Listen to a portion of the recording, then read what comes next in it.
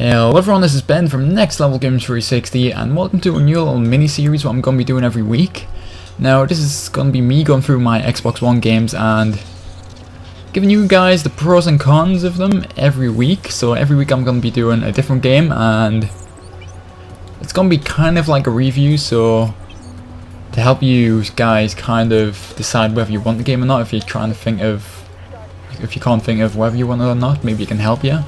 But it's just going to be giving us something to do and hopefully you guys can enjoy. Now the first game what I'm going to be, you could say, reviewing is Crimson Dragon. Crimson Dragon takes place on a recently colonized planet inhabited by dragons, which humans have since become able to ride and control. Now this game you go through loads of little missions where you fight with dragons versus dragons. It's pretty damn awesome to be honest, but it could be a bit better. The game is developed by Grounding Inc. and it is their first game as a company, so props to them for having an okay game. And right now it is free for Xbox Live Gold members on the Xbox Live store for Xbox One. It was a Xbox One Day 1 game, so you know, any game what's free is worth purchasing to be honest. So if you've got an Xbox One and Xbox Live Gold, then you might as well start downloading it. Even if you're not going to play it, you might decide that you want to play it in the future or something, so get that while you can.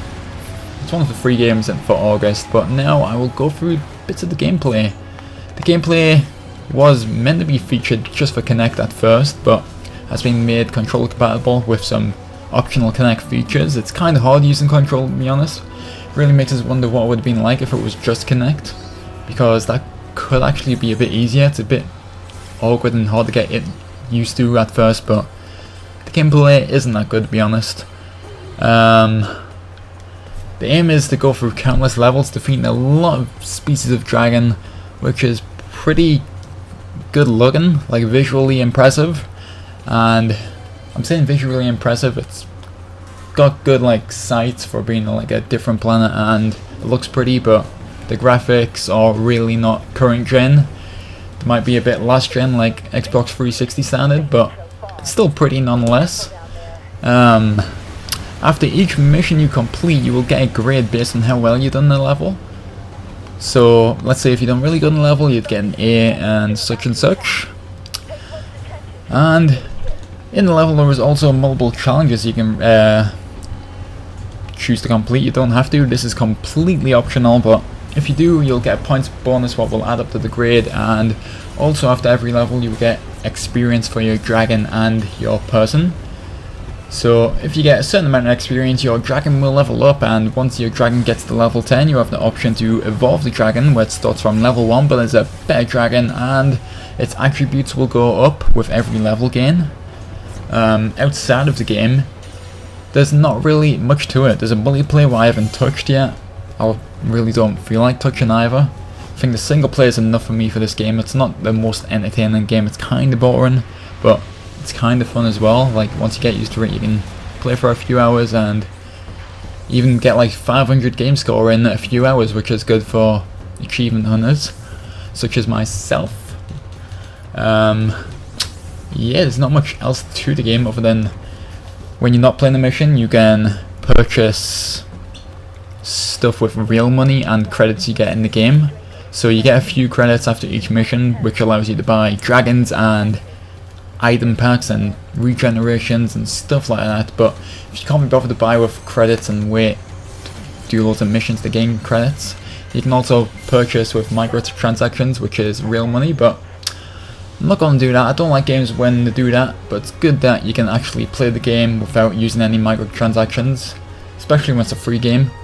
And yeah, you can also go to the dragon roster or roost, whatever you want to call it, and you can feed your dragons items such as experience, which will level your dragon up, and you can feed your dragon new moves, which will come in handy if you get a good move in the item pack or something.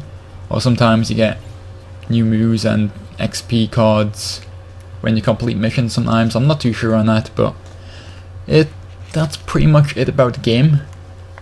There are some options when you start a mission, whether you want a wingman dragon to help you in it. some cool double team action there, and you can get these attribute things what will raise some of the attributes for a certain mission and stuff. But yeah, this game, that is pretty much all about it, like all there is to it, to be honest. It's good at first, you can get a good few hours gameplay out of it and be entertained, but it just drags on a tiny bit too long for me, and that is why we're gonna start rating this game right now. Now, out of 10 for each thing, there is gonna be 5 categories. It's gonna be gameplay, graphics, plot, achievements, and entertainment. Gameplay for me isn't all that easy, and it's kind of not fun when you're trying to suss the gameplay out, and for me it's just too awkward to move and stuff, so I'm gonna give the gameplay a 4 out of 10. And next is graphics. Now, although it's pretty, it's just not current gen graphics for me, and I will give it a 6, but 6 for being pretty. Could have been a 7, but I'm not feeling that generous for the game.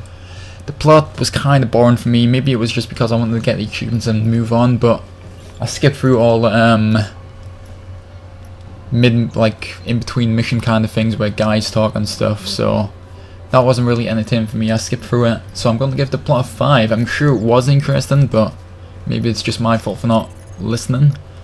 And next is achievements, how easy the achievements are, and if the achievements are doable or not impossibly hard and stuff.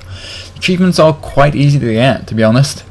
Well, I played like 3 hours and ended up with over 500 game score, which is okay for a game, if you ask me. But there are some achievements I haven't got yet, which seem like they could be hard, like get every medal in every mission, stuff like that. So that could take a bit of time to do, but for me, I'm gonna give the achievements an 8. It's good, and that will boost the score a tiny bit. And next, it is entertainment. Now, for me, you get a few hours entertainment out of this. Like I said before, it drags on a little bit too long and isn't all that fun to play after a while. And when you lose a mission and you don't really complete it, then it's just a pain to go through again. But it is a good game, don't get us wrong.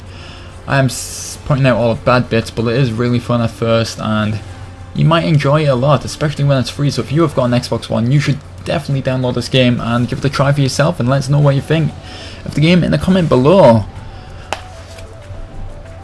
So altogether, in the points, I am going to give this game 29 out of 50.